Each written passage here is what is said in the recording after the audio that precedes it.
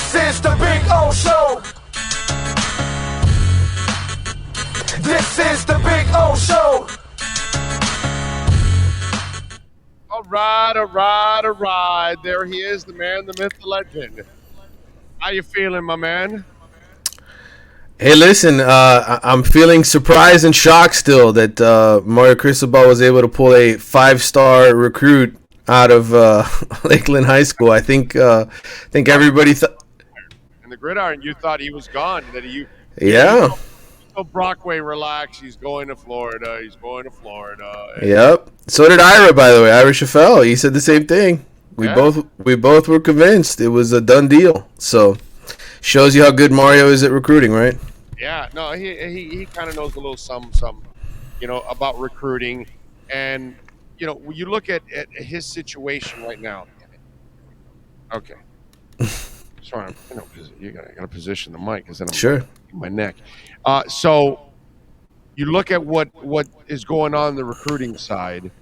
Obviously, he's making an impact there, and you look at what's going on the coaching side. What's he got to do to get better play? Because let me tell you something. This game terrifies the crap out of me, and it makes no sense that the talent that you supposedly recruited over the years here, the last couple of years, is supposed to struggle against all these kind of teams. So what do you do to kind of bring up a little bit more of the trust on that side that we have in recruiting right now? Well, I don't know what you can do, man. I mean, you kind of have the same players, right? Let's not forget, Miami lost to Virginia at home last year. So it shouldn't probably be a surprise if Virginia beats Miami tomorrow, as bad as they've been. They got the same record at 3-4, got the same quarterback, Brendan Armstrong, the same set of receivers that terrorized them last year. So, look, man, like I get it. People are upset about the record. They want it to be better. It should be better. You shouldn't be losing to Duke and Middle Tennessee State. But like I got to remind people, like, this is what Miami's been. When you are a mediocre 7-5, 8-4, 6-6 program, you're only a couple plays away from being 3-9.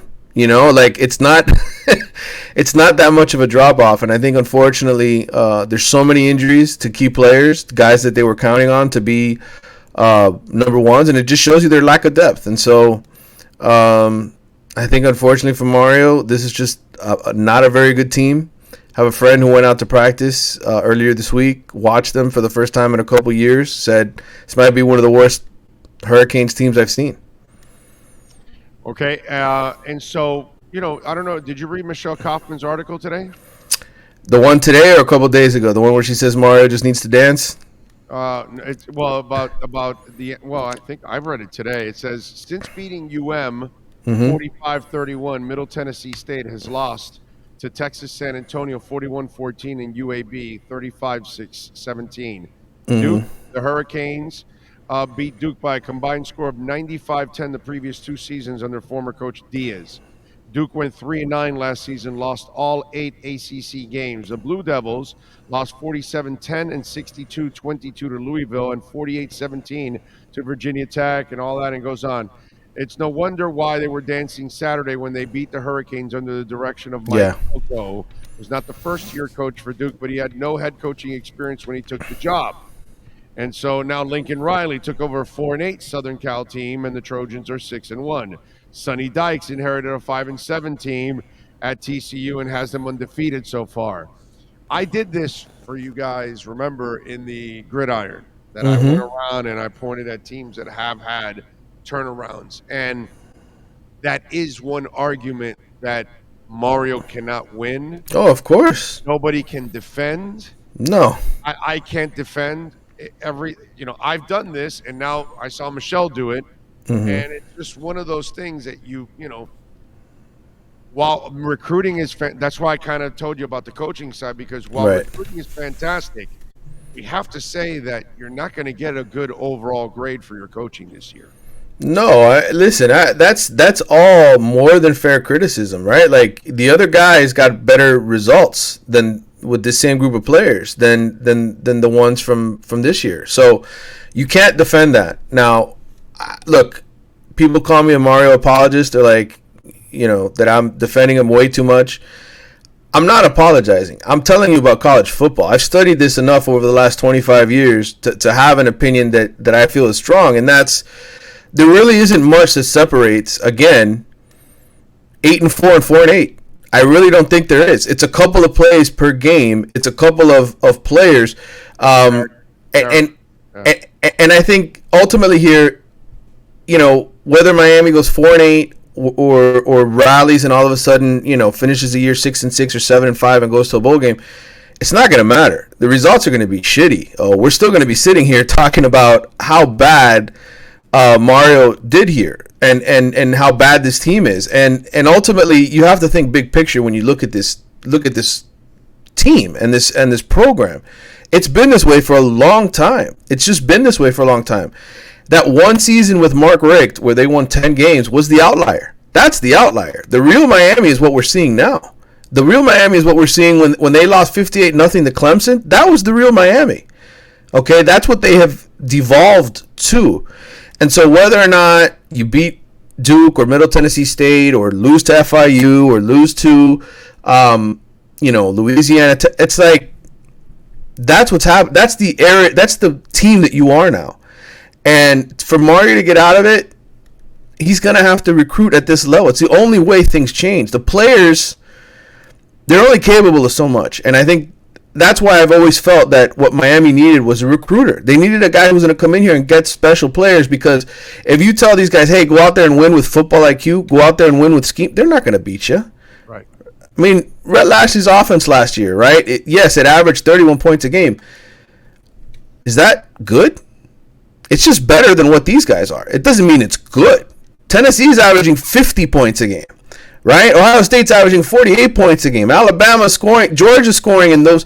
And so if you want to be elite, if you really want to get to where you need to go, you almost have to tear everything down, which is what I think Mario has done. He's basically let it burn, right? He's kind of added gasoline and said, okay, guys, let's see which one of you have the DNA that I want to be a part of this long term.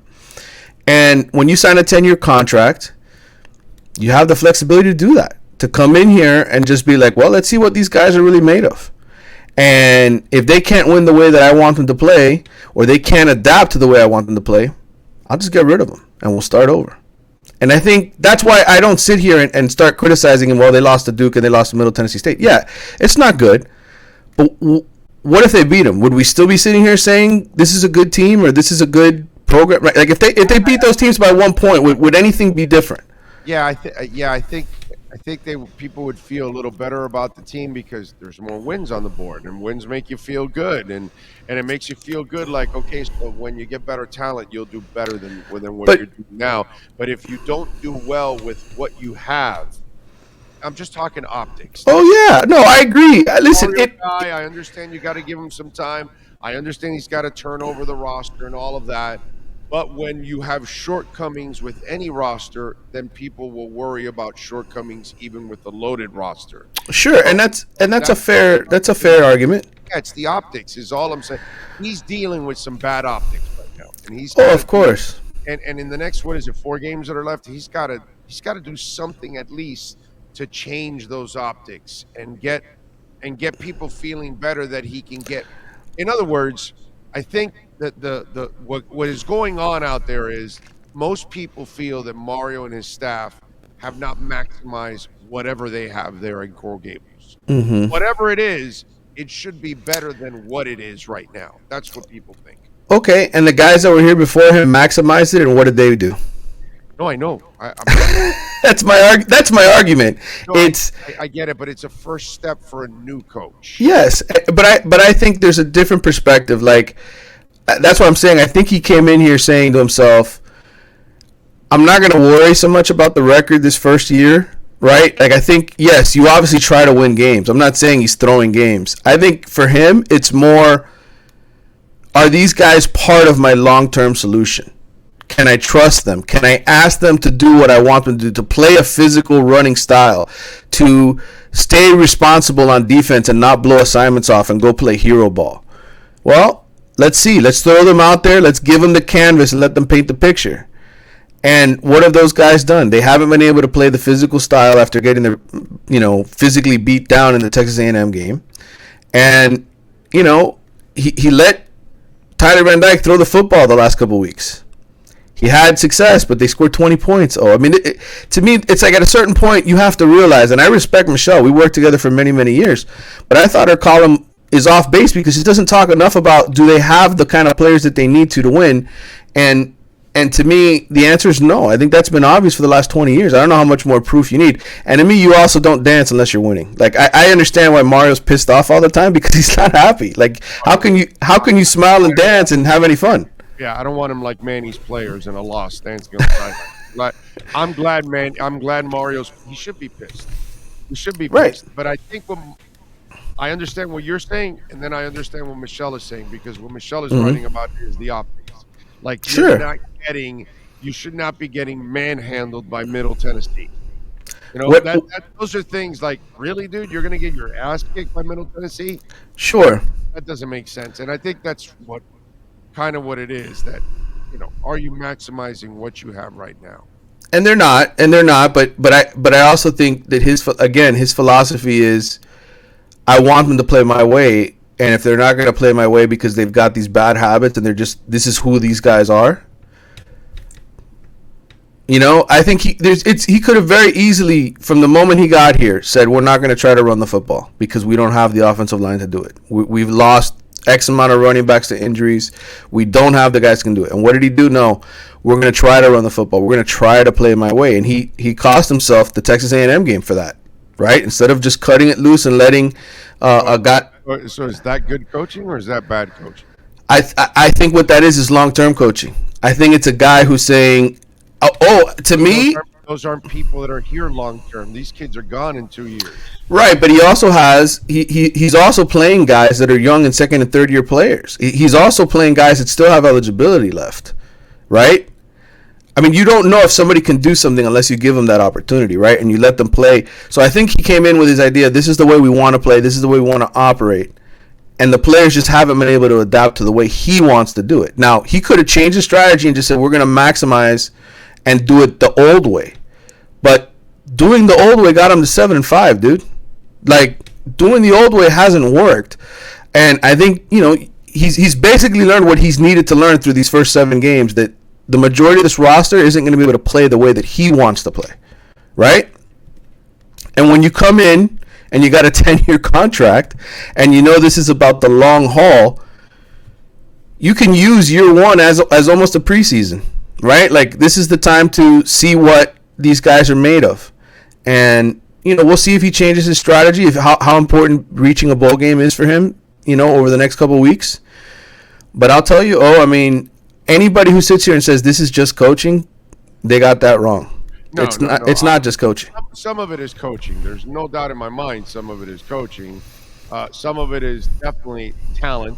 So let me ask you, how are the players in the locker room? What is the attitude? What is the feeling? Because as losses mount and things don't work out and players get benched, you usually start to have some stuff that festers. Yeah, there's been fights. I'm wondering what is festering, if anything is festering, that you know of in that football locker room. Well, I think what's festering for some guys is frustration, right?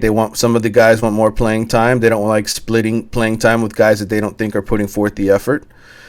Some of the same stuff Manny Diaz was dealing with last year through that 2-4 start, right? Where guys had to ultimately get run off, and you had that kind of stuff go on.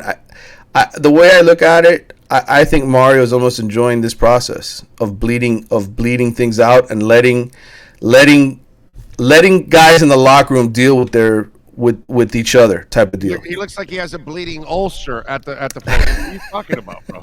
I'm talking about the process in the locker room. I'm talking about letting the kids kind of work out their drama. You're asking me what's going on in the locker room. That's what I mean. Like, I think that part of it, he said that on Monday. It's kind of like, yes, this hurts and this sucks, but I think there's a process of, hey, we're tearing it down to the shreds to see what we can use.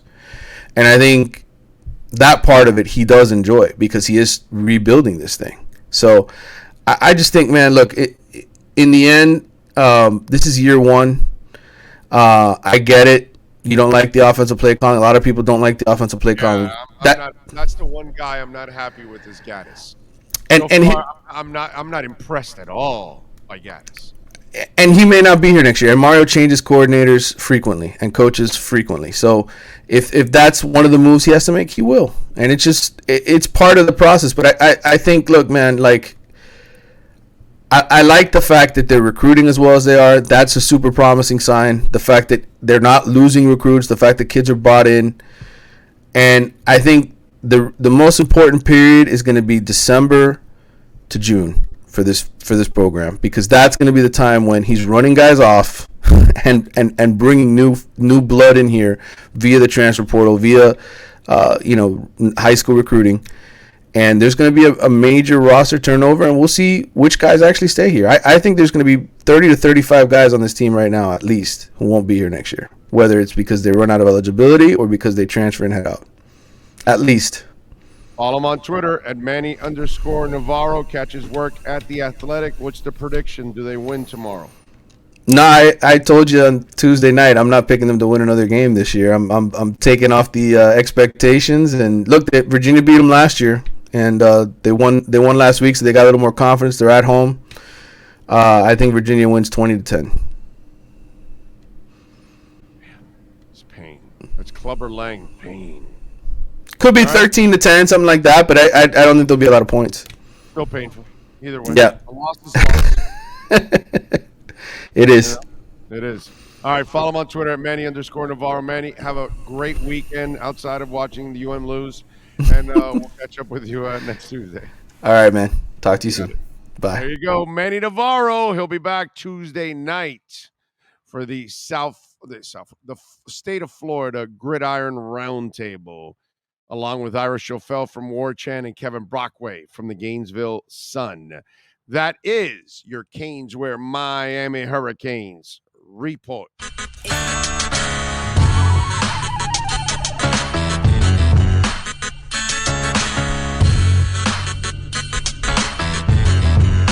This is the Big O Show.